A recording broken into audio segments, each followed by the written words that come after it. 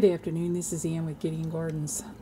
Today I wanted to show you what I came up with as a substitute for pickle jar to ferment vegetables.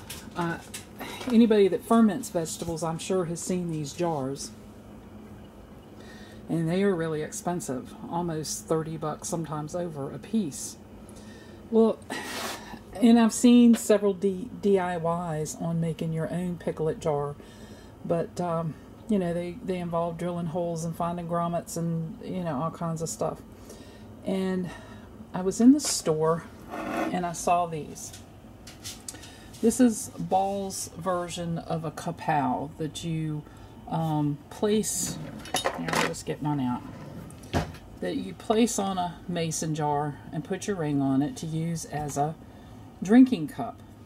Okay, this is the wide mouth version. This still in the package is the small mouth version. And I thought, well, there's a small hole and a big hole. I wonder if I can find an airlock that will fit in the big hole and then just seal off the small one. Well, I did.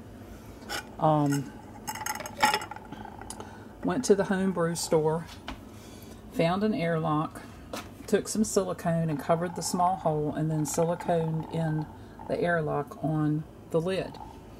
So I am going to test this out with some of my mutant carrots. I still have a lot. I need to fix them up and cook them, but that's the harvest. So I've shredded about half a quart of carrots. I've added a teaspoon and a half of salt, and you use any salt you want to, but I like the real salt. It's not bleached and filtered and all that. It still has a lot of different minerals and all in it.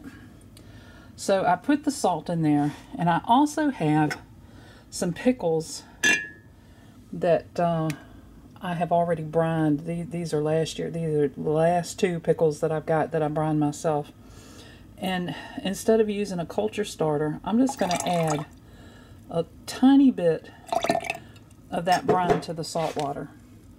And we're going to take a spatula, stir that up, make sure the salt is dissolved.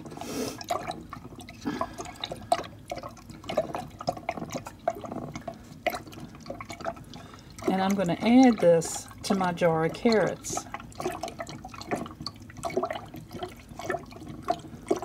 Make sure that's good and dissolved. I think that's enough liquid, we'll see. So the problem with fermenting vegetables has always been keeping the vegetables under the water. So we're going to poke that down a little bit, get some of the air bubbles out, and come up to the surface. Now here's where I want to test and make sure that, because the airlock is a little bit below the lid, I can put some more liquid in there. So let's add a little more liquid. Well, that took just about all of it.